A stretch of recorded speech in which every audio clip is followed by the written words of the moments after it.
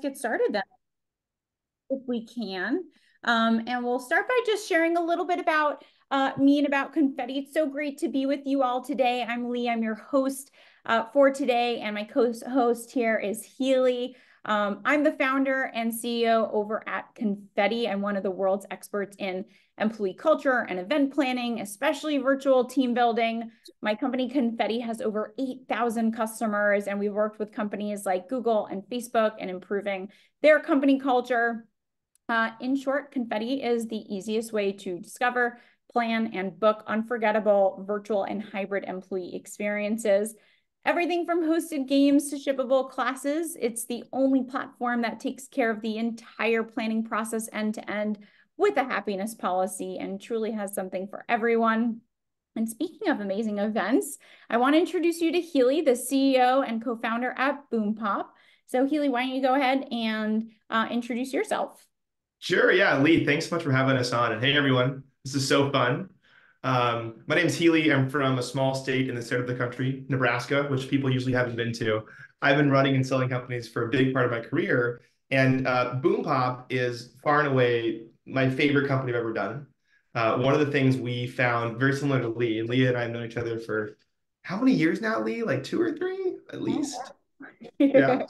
One of the things I think both of us felt early on when the pandemic was in full force was that challenge inherently in feeling connected as people while we're all distributed. And so Lee started the amazing Confetti, which we're so in awe of, that is absolutely the market leader in all things virtual. And we started BoomPop, which is a software platform and service that makes it really easy to do corporate events. So think offsites, retreats, customer summits, AGM, incentive travel, stuff like that. We have a little less clients in Confetti. We're around 5,000. A bunch of big logos too, which we're really, really grateful for. And I think one of the reasons that Lee and I were so excited to team up on this is there is a new kind of cadence, I think, coming, and it really looks like you do virtual events and virtual team building throughout the year, and then in between time, you get together physically. And we thought it was kind of a perfect combination to talk about this. So super excited. Awesome. Well, we're so glad that you're with us today, Healey, and we're going to kick things off with just a super quick poll. We've got 114 participants here, so hopefully every single one of you can have your clickers ready. But we just want to know, what type of work model does your company use? We're going to have a poll that opens up. There you go. And you can see options are in-office, remote, hybrid. And then next to hybrid, there's in parentheses a chat, and we want to know, what does hybrid mean to you / your company?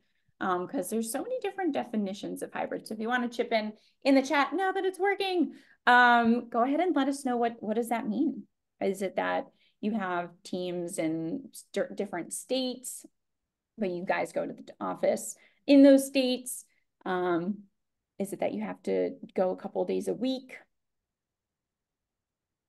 Awesome. So Brittany Ben says some employees are remote and some go into the office. That's interesting. Awesome. Exactly. Stephanie said, ooh, it's going so quickly. Hybrid is here, there, and everywhere.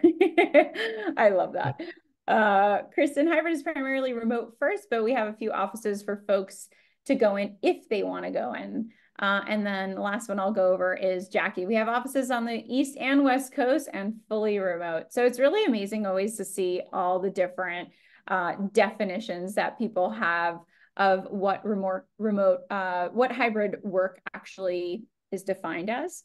So I'm going to just share, wow, it's so interesting, the results, but also maybe not so surprising given the fact that, the webinar is hosted by us, but 0 people.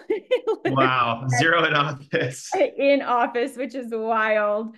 71% of y'all said that you're fully remote, and then 29% of y'all said that you are hybrid, and 96 participants submitted results. So it's just really amazing.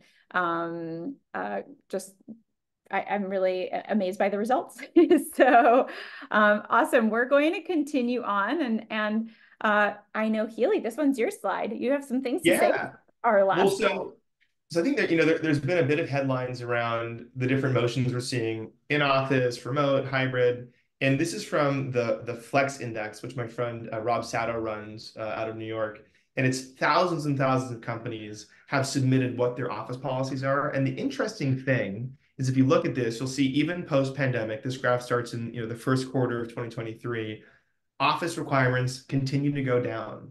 And one of the things, I'm here in San Francisco, and one of the things that is kind of top of my mind is something like 60% of the commercial leasing, commercial footprint is going to be up for leases in the next something like 2 years. And so as these leases come up, we're noticing companies who even keep offices are downshifting and kind of or letting go of their space. So there's definitely still some kind of motion in here. And if you don't mind popping to the next slide, Lee, what I thought was super interesting is it is segmented by company size. And so if you are less than a 500 person company, there's a 74% chance that you have no office requirements, which is really, really interesting. I can't help but think that this is a big part of the future big companies are in this cohort. And so there's a new way of working, and this is why we're so, interested in making sure that we help on the path there. Awesome. Well, super interesting insights. Thanks, Healey. But today's agenda, let's cover a little bit of that. So we're going to kick things off with a little icebreaker poll, and you're going to see different questions coming up. Technically, actually, one of them we already did. But we're going to jump straight into the problem and why it matters on the next slide. And we don't like to dwell on problems here. So we want to focus on solutions, on solving them. So that's really where we're going to have the meat of the conversation. And we're also going to share some freebies. So just wait until the end. For those of you who are here to collect your SHRM credits, you'll be on the lookout for those that we'll send in an email at the end of the webinar. And if there's some time left, we want to keep things super casual. I saw a lot of people use the Q&A button to help us let us know that the chat function wasn't working. But now we want to see you submit any questions that you'd like during the webinar, just so we can make it as interactive as possible and conversational. So let's go ahead and start with what's the problem. So the lack of community and distributed teams really poses several different challenges that can impact team cohesion, communication, just overall productivity. So some things that I like to, bring apart is like isolation, right? There are pros and cons from working silently in your home, different communication barriers, lacking of bonding opportunities, which we'll be talking about, but just those spontaneous interactions such as coffee breaks or after work gatherings, they're just not as present in those remote or hybrid workplaces. Challenges with difficulty in building company culture. So, naturally we've heard just that many companies struggle with creating a really strong sense of culture and distributed teams. And also team collaboration. So bouncing ideas off each other in real time, coordinating collaborative efforts that can be complex. So those are some of the problems and the challenges with the shift to remote work. Healey, is there anything that you want to add before? Yeah. And and yeah, sorry, thanks. I knew that was me. I think one of the things that we all feel is this kind of hyper sense of productivity when you're working remotely. There's no commute, you can just sit down, you can be productive on many fronts. You can also be personally productive, like run out, get a haircut, run back, do a dog thing, come back. But the thing that can also happen is things can feel a bit transactional, as Lee was talking about. And the kind of question is, how do you counterbalance the transactional nature of doing fast, efficient work with deepening trust and relationships with people on the team? And that's something that we've seen over, as we've polled hundreds and hundreds of folks. They've definitely said, hey, this is something that I need to be reminded of. Who are the people that I'm working with? Not just the work we're working on, but who are the people I'm working with and why we're working together and putting so much energy here. So there's definitely some real issues here. Yeah, Healey, we got a Q&A that I think is interesting from an anonymous attendee. Ooh. What might be the biggest driver for people that want to go into the office? I have my opinions, but let's hear yours first. Ooh, yeah, okay. I think there's potentially a few. One might be your personal living situation isn't very conducive to working. Maybe you have a tight little spot. Maybe you have really loud fill in the blanks, like traffic or kids or puppies. It's hard to focus. I think for younger staff members, or maybe better said, staff folks who are less seasoned, they just kind of want to learn. I know personally a lot of my best friends from my first jobs just because we were there hanging out late at night working, and so you want some community aspects. I think those are definitely some of the reasons. And maybe the third is you just want to change it up. You want to have a separation of space where I work at work and I'm at home. I completely agree. I think that there's, just some people that really don't resonate with the virtual work. They need to come in, they need to see people in person, they need to have that change in physical location. So those are some of the big driving factors. Some people also look at work as a place to find new friends and struggle to make those friendships virtually. So those are some of them. Awesome. We're going to kick things off with our second poll of the day. But that is, what are some challenges you've experienced with building community within your team or your organization? We're going to have a couple of different options for you that pop up on the screen in a minute. Awesome. So one of them is limited face-to-face interaction. The second one is communication barriers and remote or distributed teams.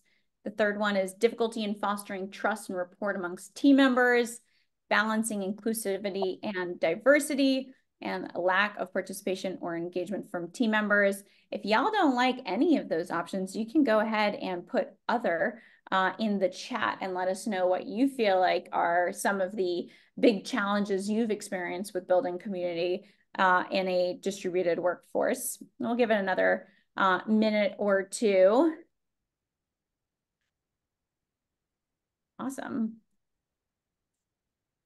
Healey, do you think that there's anything that pops into your mind that's missing in these options? Thinking about that, maybe like in building community while remote, I was gonna say difficulty in finding free food. I definitely find that at home. There's not as much free food.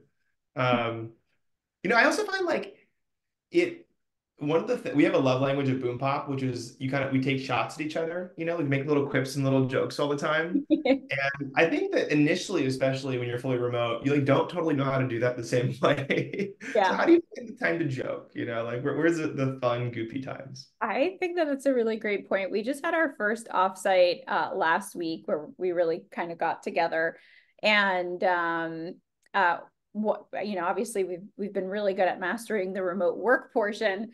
But one of the guys in the meeting room, he, the people that love to write on the whiteboard. Oh, the whiteboarders. The whiteboarders.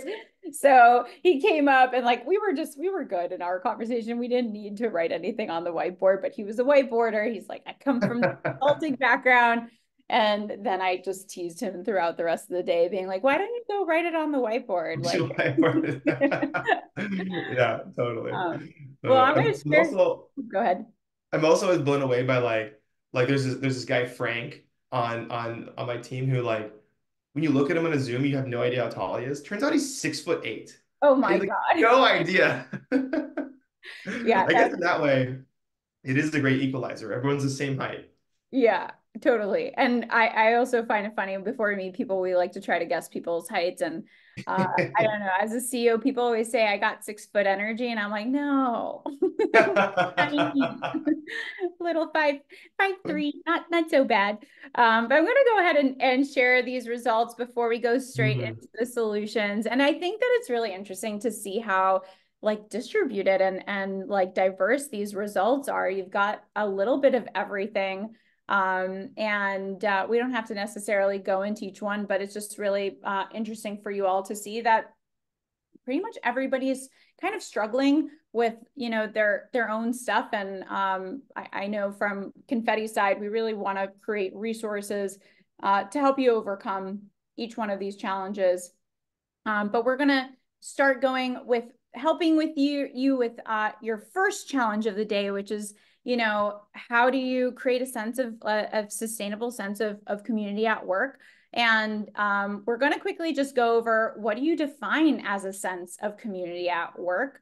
And to me, it refers to the feeling of really belonging and mutual support and this shared identity amongst your colleagues within the organization. It goes beyond just like simply working together on like tasks and projects, but it really encompasses a deeper connection and a shared purpose amongst these team members.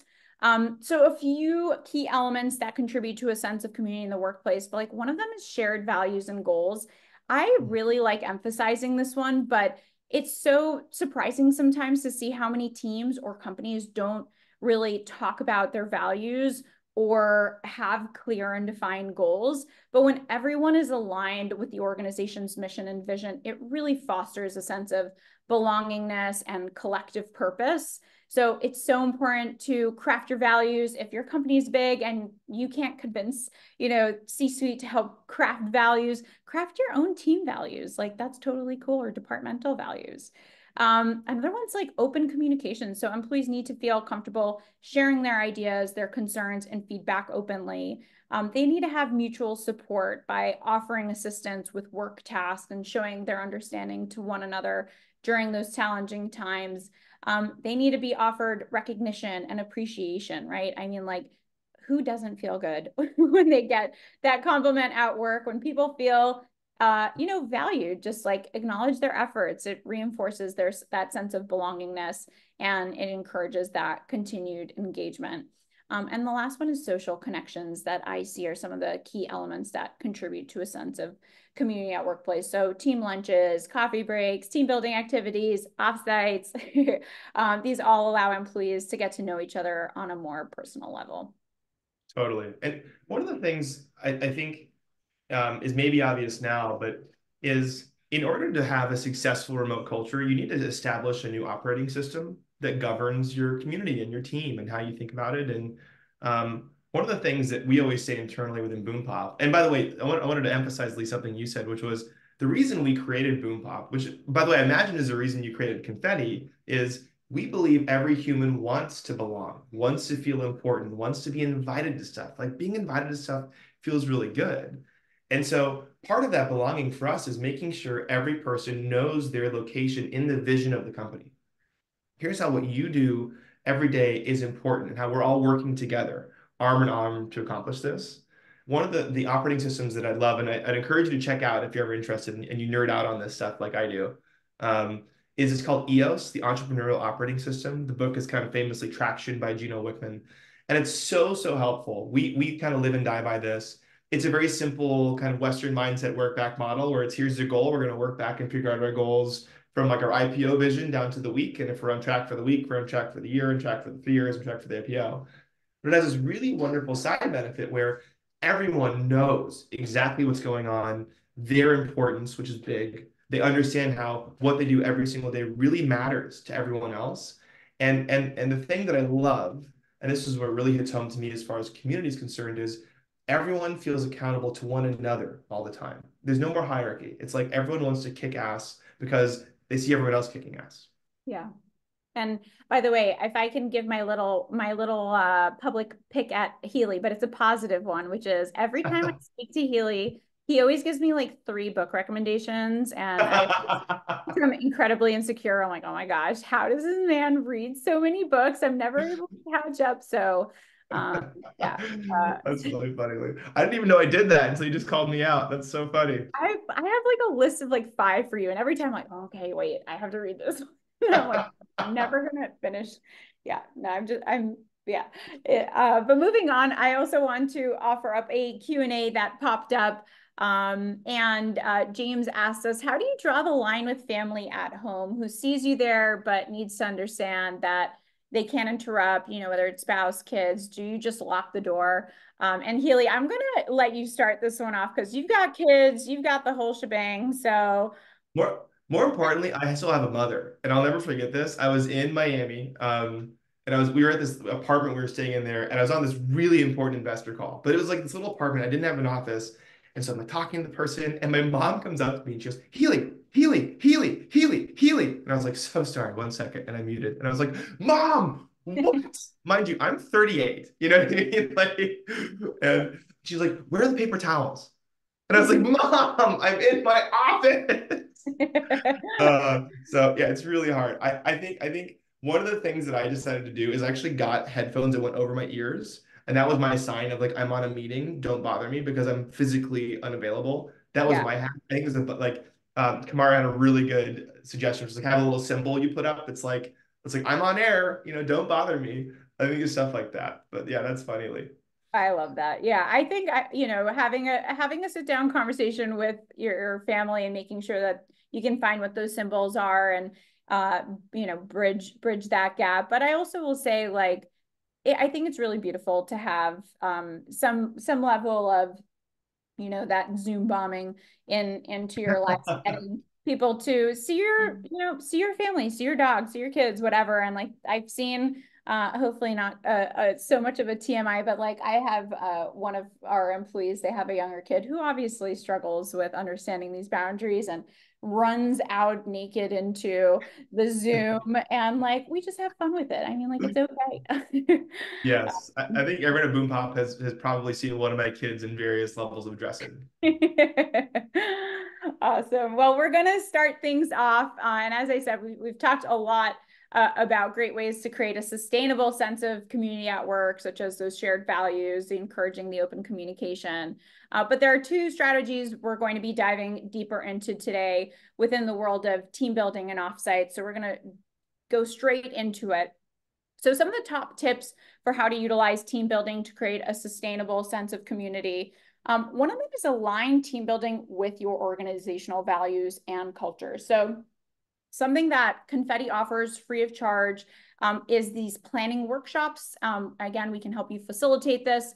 But for example, Glassdoor is one of our customers. So in our planning workshop, we discovered that they have a couple of different traditions that they used to do in person, which was an ugly sweater contest. So we have an ugly sweater making experience, and that allows them to still be able to carry that tradition that they always had for so many years in the office and bring that into the virtual world.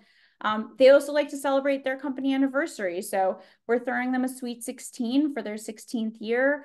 They have a yearly tradition called the Bash, where they end the year with a few big events. It's really figuring out what is unique to your team, and we can help you facilitate this kind of brainstorming session and then making sure that it aligns within your values and within your culture.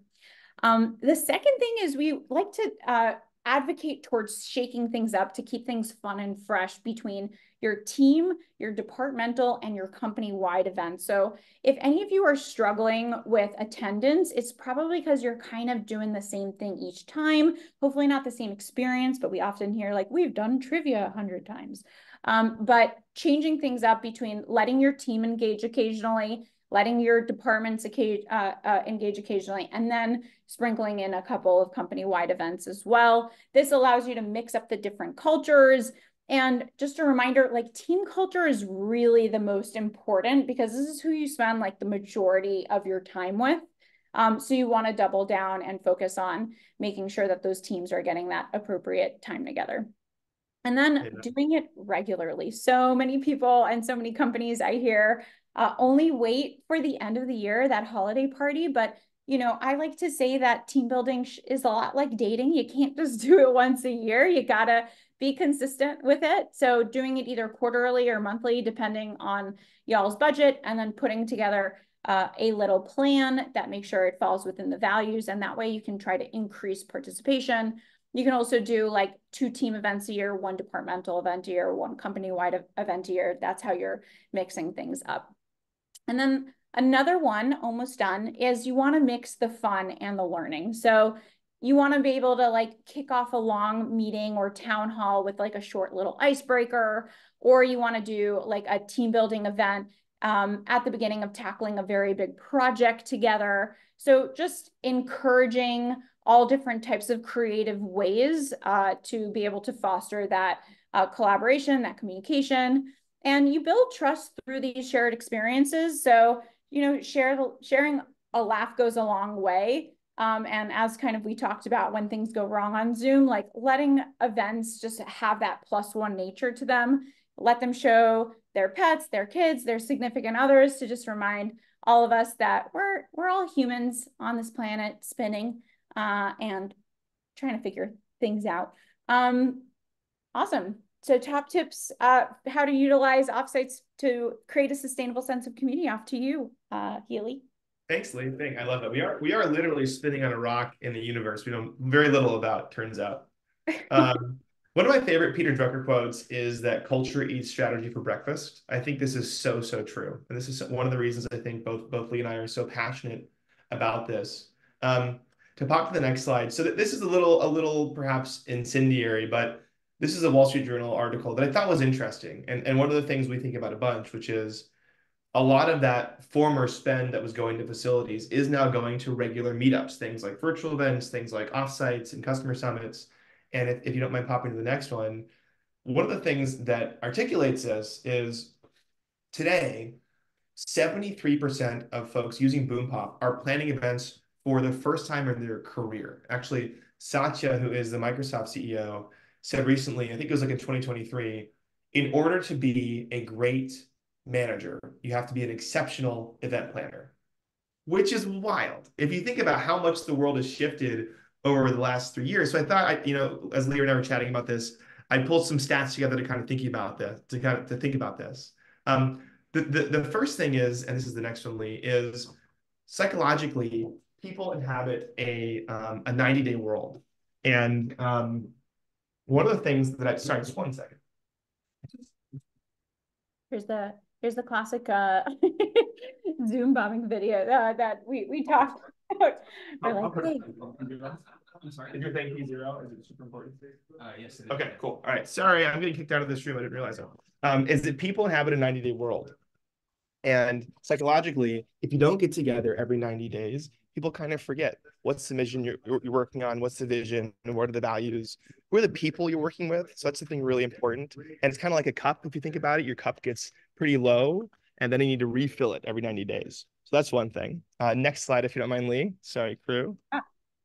The second thing is often people get so caught up on with the logistics of their kind of offsite event that they forget that you have to approach it with intention. So what are reasons to get together in person? Well, one of them obviously is team building. The second is strategy and planning. We found that that's a really important thing to get together in person. Obviously, when you're in New York last week, Lee, there's a bunch of alignment you have to do with your leadership team. And then, of course, the last one, which we forget about, which is just to celebrate. Like one of my friends, Andrew, who runs Hymns, he does an annual get together with his entire team. It's like hundreds and hundreds of people. And he literally goes, there's no work being done. We are getting here. We're going to go to Mexico. And we're just going to celebrate the fact that we're an awesome company. So don't forget to celebrate too. There's also some examples of some themes that I think are interesting that you can think about for offsites. This is the next one, Lee. So here's some examples of things we've seen across our platform that we loved. You made fun of books. This is so funny. Yes, I do love books, apparently. One of the amazing books that I think is wonderful for culture is called The Score Takes Care of Itself. It's by Bill Walsh. He is the 49ers coach who famously took the entire franchise from being the most losing franchise in the NFL to the most winning. And he did it over the course of 3 years by doing kind of wild stuff, like focusing on how people answered the phones at the front desks and making sure that the lockers are perfectly made and just focusing on all these details that seemingly didn't matter, but his kind of thinking was, if you get near perfection muscle memory across the platform, then all of a sudden the score or in our universe, the revenue kind of takes care of itself. You can do themes like customer obsession, which is a big Bezos story. We've had a lot of customers do award shows, where like you kind of bring people together and you're doing these kind of wonderful celebrations that really matter and show what matters to the company. If you are a VC-backable company, we found that actually it's important to share how does VC work, and we've had companies say, hey, by the way, this is what it means. This is the game we're all agreeing to play as a company.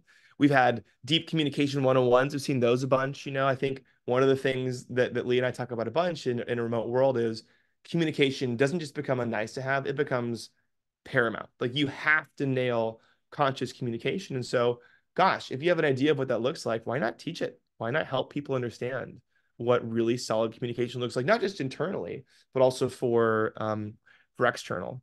And then obviously, we had one of these the other day, and I see this a bunch too. What about well-being? Get together and talk about personal health and mental health and even opening up a little bit. Speaking of that, and this is the next one, is one of the things we found leads to the best conversations, to the highest trust, to general alignment as humans within an organization is using time to be vulnerable, to making sure that you are you know, like AMAs are obvious, ask me anything you want to ask, but talk about hard things. Talk about some of the biggest challenges. Identify the dysfunctions you're seeing as a company and as a CEO, and just name them. And you'll be amazed. One of the things that I love so much about the BoomPop team, and I think is true of every team, is if you say, hey, here's a challenge, everyone now knows that issue, and you will be amazed by how quickly everyone gets together to solve that issue. Um, there's another fun one that I love, which is you can play a little simple exercise. It's one-on-one. You kind of rotate around, and it is, if you knew me well, you'd know that, and then you fill in the blank. It is such a wonderful, wonderful way to get to know people in a way that you would never expect. And I can't even tell you, we did this as a leadership team, and I looked around. All of a sudden, I saw two people crying, and I was like, "Why are you guys crying?" But it's beautiful, people can really share some wonderful things. And obviously, you can do things like everyone loves the Myers-Briggs test, but one of my favorites is the Enneagram. Just figuring out how people work and kind of using time to say, "Hey, this is who I am and how I respond." So those are some things. Um, the next slide we can skip through really fast and go to the next one. But I think one thing that happens often is people forget to include free time. This is a big one. I've had people literally go, hey, this offsite was awesome, but gosh, we didn't have any time that was free just to hang out, sit in the lobby or to kind of goof around. So I think that's really important. You'll be amazed of how many natural things happen, natural ideas come together when your team is just left on their own devices. I mean, this is a common story, but Gmail was started when two engineers were sitting on the Google bus. And that was kind of free time for 2 hours every day. And they decided, let's do this. And then finally, I'll leave you with some fun things, which is this is the next one, Lee, is there's so many interesting places to do this. Yes, you can go to your office, you can do the, kind of obvious things, but there are so many places. So here's some of the fun things we've been amazed our customers are booking on our platform. The first one, which is the next slide, is tons of glamping.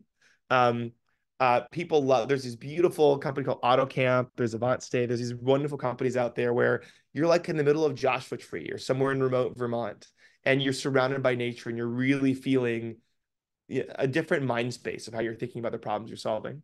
The next one, Lee, another one is um, summer camps are actually kind of like, it's funny. Summer camps didn't realize that companies wanted to rent them out until we called them. We're like, hey, by the way, this company would love to do a summer camp. And so we've had tons of companies say, hey, we're just going to do summer camp. Summer is whatever. It's our low season. We're going to use this as time. We're going to meet each other's families. We're going to get together. We've seen a lot of that, which is really fun. The next one, Lee, if you don't mind, is ranch events, which also seems kind of fun. A lot of these tend to be wedding venues that also didn't realize they could be corporate events, but let's go ride horses or go to the vineyards or, um, or archery, apparently. So ranch events are fun. And the thing that I'll kind of end this with is the numbers are really compelling. And I think often when it comes to doing things like virtual events, doing things like in-person events, the question can be, what's the ROI? Like, why am I doing this? Why are we spending time? There's a great question. I forget. I think it was Amy DeJong was saying this. Um, but the numbers prove demonstrably that if you get together regularly, productivity goes up a ton. Profitability as a business goes up, which is kind of wild when you think about that, but everyone understands the business equation more.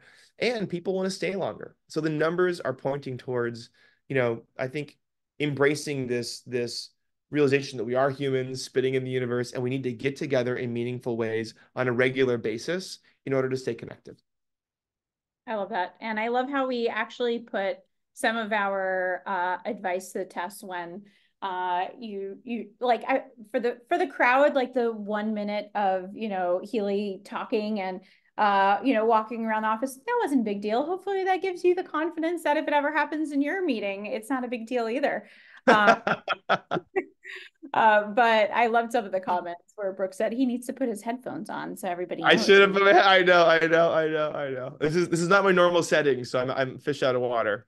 I love it. But I agree with all the tips that you shared. I also, we in our offsite, especially in a remote work, what was very important for us to kind of share with the team is like, hey, nothing should prevent us from being, productive and efficient from a virtual workplace. Like, y'all don't need to see my legs to help solve this problems, right? Which is what I jokingly often say, which being in person allows us to do. But it's a beautiful privilege. And when you are taking that time to be together in an offsite, if you're able to allow it to be completely work free and leave all of that for free time and letting people just connect with one another from a personal level and go from one fun activity to the next, that's my biggest recommendation.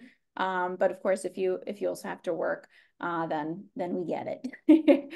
Awesome. So we're going to skip forward since we only got 4 more minutes left. We're going to wrap things up with freebies, and we'll stay at least behind if any of y'all have some Q&As. But we just want to reiterate that we're going to be following up with some of the resources that we mentioned today, alongside a recording of this call and the SHRM credits.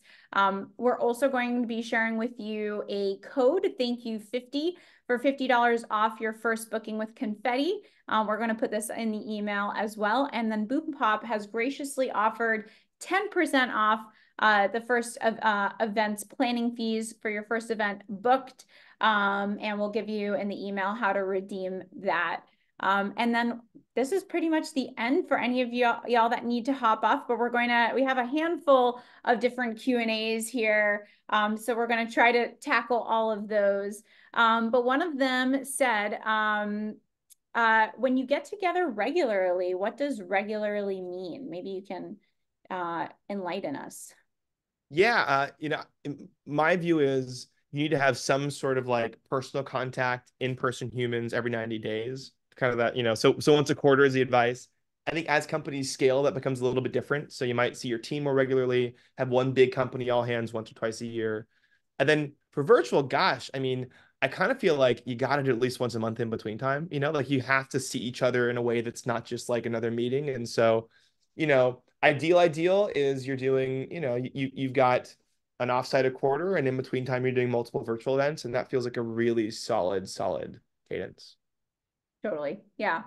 I think that that's a really good benchmark. And of course, these are, as Healey said, these are ideal, but we understand that many times the ideal isn't an option. And you got to work with what you've got, but definitely finding ways to connect together in between, whether it's virtually or in person, or finding different ways to gather in person. Maybe you gather only people by certain cities and different geographies, and then another time you do it where everybody flies together, might be helpful. Another question we had here was, how do you overcome the idea that some people find social connections more time consuming than beneficial? Healy, you want to take the first stab at this? Sure. Yeah. I hear this all the time. One of the jokes I used to make at a previous company is like, "Hey, we're gonna have forced fun Fridays. Like it's forced fun," Yeah. and it can feel that way. I think one of the ways to overcome that. By the way, and everyone's on the spectrum. Some people just want to be alone. Some people really need to be kind of social to feel good. Um, One of the things that I've found overcomes that is if you have a shared mission or goal or activity you're doing, or you're all working on something. I think of some of the really fun like games you can find on Confetti or tasks and stuff like that sort of stuff. All of a sudden, it's fun. You're all working on it together, and as a result, it ends up being very, very social. So I think that's one way you can overcome that is don't just make it social for the sake of social. Give a shared purpose where social just kind of inherently is part of it. Yeah, I love that. I also have a few other things to add to it, but like one of them is pay attention to when you're scheduling those social connections, because a lot of time companies are like, hey, join us at 7 p.m. And they're like, hey, I gotta go be with my family, I gotta go be with my friends, I gotta go do other things. So if you are going to kind of make it mandatory for people to come, try to do it during work hours. I also think it's really important that there's a top-down approach and that leadership and C-suite are really advocating for why this is important. Sometimes if people feel like there's kind of that forced fun, it could allude to two things. Either that the quality of the experiences aren't as great as what they're hoping for it to be, or that you're planning too many experiences and you might want to sprinkle them in a little bit more here and there. So I know we're at time, and that means probably a lot of y'all are going to be dropping off, and we don't want to run too much over. But you'll see on the screen, there is an opportunity to send any remaining questions to plan@withconfetti.com. And if they're offsite related questions or virtual events, we'll make sure that the right person gets the opportunity to answer those for you, whether it's from Confetti or from Boompop. So just let us know via email, or of course, we're gonna hang around here for an extra minute or two. If you want to submit that in the Q&A, we will follow up via email as long as it's not an anonymous attendee, so we can contact you appropriately with your answer. Other than that, y'all, I hope you have a wonderful day. I hope this was helpful, and we're grateful to have been with you today. This is great. Thanks, Lee, for hosting. This is a lot of fun. Awesome. Hopefully we do it again, Healey. I liked our fun banter. Sorry, I was in the middle of it. It's like getting kicked out of that conference room. No, all good. We're I was here. like, I go, hey man, this is a webinar. How important is this? Is this P0 to you? And he was like, yes. Well, we roll with punches. As I said, my biggest fear is always that my dog's gonna start barking on these webinars. I'm like, please, Eleanor, don't nobody, I don't know, don't get triggered by some crack in the So, wall. Um, Thanks, y'all. Have a wonderful day. See you later. cool. All right. Thanks, Lee. Appreciate it. Bye, y'all. All Bye. right, bye.